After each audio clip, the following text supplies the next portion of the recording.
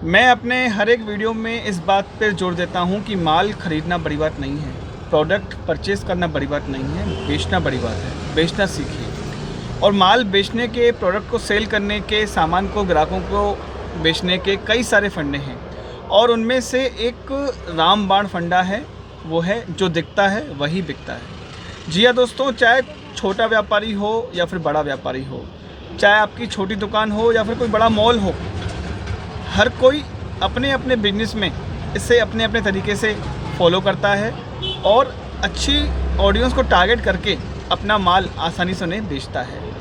तो इस वीडियो में बताऊंगा मैं आपको जो दिखता है वो बिकता है, ये कैसे काम करता है फंडा, और इसे आप अपने बिजनेस में कैसे फॉलो कर सकते हैं और मैं अपने बिजनेस में यानी कि किराने की दुकान में किस तरह से इसे फॉलो करता हूँ, क्या क्या माल बेचता हूँ।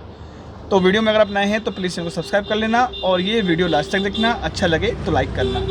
तो दोस्तों, जो दिखता है वह बिकता है, ये सालों से चला हुआ आ रहा है फंडा और काफ़ी अच्छा फॉर्मूला है माल बेचने का। और अपनी टारगेट ऑडियंस को, जैसे मेरी जो ऑडियंस है उसमें काफ़ी सारे कस्टमर भी आते हैं, जिसमें बच्चे आते हैं, जिसमें महिलाएँ भी आती हैं, जिसमें पुरुष भी आते हैं, जिसमें बूढ़े लोग भी आते हैं। तो उनकी आवश्यकताओं का जो सामान जो मैं बेचता हूँ अपने किराने की दुकान में, तो इस तरह से लगाता हूँ, इस तरह से उनको डिस्प्ले करता हूँ ताकि वो उन्हें आसानी से दिखे। अब सपोज़ कीजिए मेरे पास कोई ग्राहक आया, बोलता है भैया कोई अच्छा साबुन दीजिए। अब अच्छा साबुन मेरे पास लक्स भी है और दूसरा ये अडानी का जो भी नया साबुन लॉन्च हुआ है फॉर्च्यून कंपनी का, एलाइफ भी है।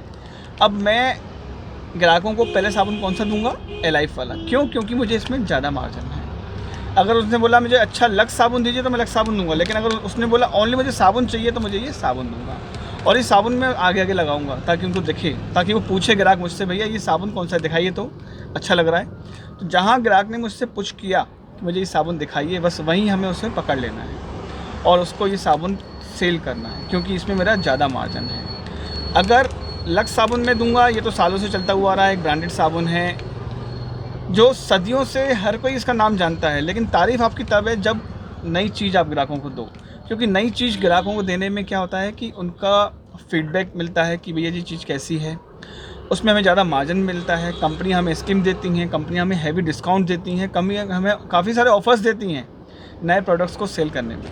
अब इसी तरह से देखिए, जैसे ये पाउडर है, अब पॉन्ड्स पाउडर इतना ही 150 ग्राम का आता है और ये पाउडर मात्र मुझे 50 रुपये का पड़ता है, यानी कि इसमें 100 रुपये MRP है। मैं इस पाउडर को रैक में बिल्कुल आगे आगे जमाऊंगा। हालांकि मेरे पास पॉन्ड्स पाउडर भी है पर मैं उसको पीछे रखूँगा। क्यों? क्योंकि वो तो ब्रांडेड है, वो तो नाम से चलता है, उसको आगे रखने की, दिखाने की, डिस्प्ले करने की ज़रूरत नहीं है। लेकिन इस पाउडर को आगे रखने की, डिस्प्ले करने की, ग्राहकों को बताने की इसके बारे में, इसके फीचर्स के बारे में, इसके बेनिफिट्स के बारे में, इसका रेट के बारे में, इसके प्राइस के बारे में हमें ज़्यादा प्रॉफिट मिलता है, हमें ज़्यादा बेनिफिट मिलता है, हमें ज़्यादा स्कीम मिलती है इस पर।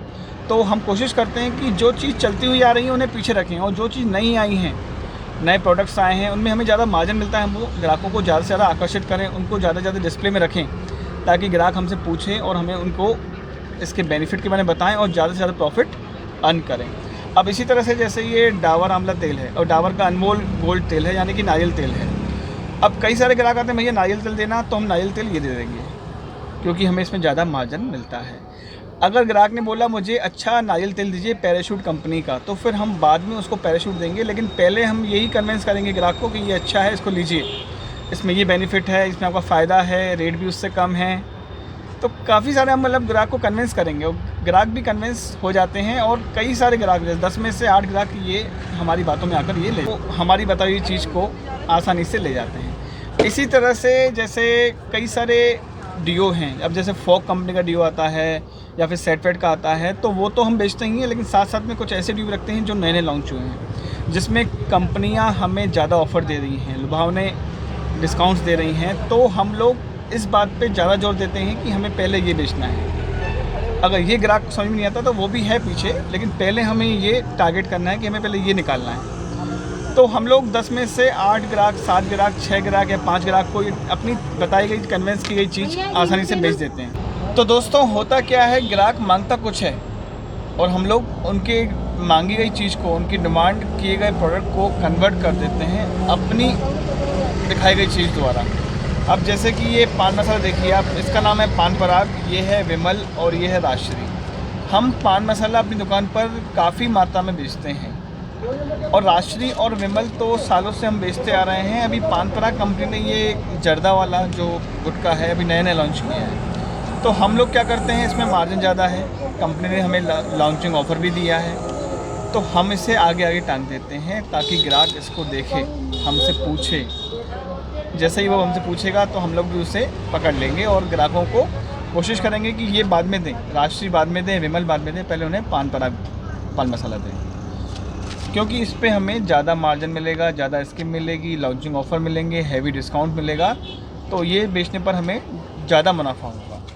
तो हम इसी तरह से ग्राहकों की जो कन्विंस करके ग्राहकों की डिमांड को कन्वर्ट कर देते हैं अपने दिए गए प्रोडक्ट द्वारा।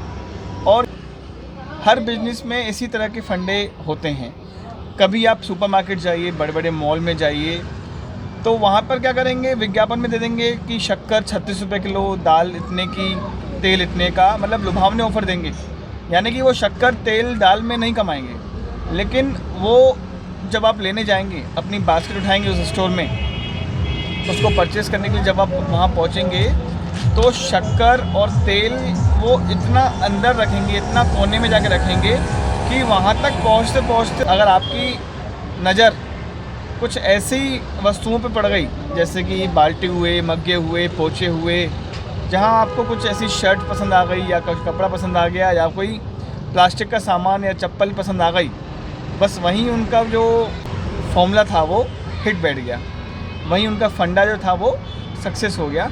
क्योंकि वो चाहते हैं कि शक्कर के बहाने कस्टमर मेरे पास आए और जैसे ही वो अपनी बास्केट लेके अंदर घुसे और वहीं हमें उन्हें पुश करना है और शक्कर के बहाने हमें 2-3 सामान उनके एक्स्ट्रा बेचने हैं। हम शक्कर में नहीं कमाएंगे, लेकिन जो 2-3 सामान साथ में वो ख़रीदेगा ग्राहक, उसमें हम इतना मार्जिन निकाल लेंगे। तो दोस्तों, अलग अलग तरह के फंडे होते हैं, तो ये भी बहुत बढ़िया फंडा था। जो दिखता है वो बिकता है और ये हर बिजनेस में लागू होता है, बस तरीका अलग अलग होता है माल बेचने का, दिखाने का, बताने का, ग्राहक को कन्वर्ट करने का, ग्राहक को डाइवर्ट करने का, ग्राहक को कन्विंस करने का। तो उम्मीद करता हूँ आपको इस वीडियो में काफ़ी कुछ नॉलेज मिला होगा इस फंडे के बारे में, इस फॉर्मूले के बारे में, सेल के बारे में, माल कैसे बेचना चाहिए। मिलता हूँ कुछ नया लेके एक नए बिजनेस आइडिया के साथ, तब तक के लिए गुड बाय, थैंक यू।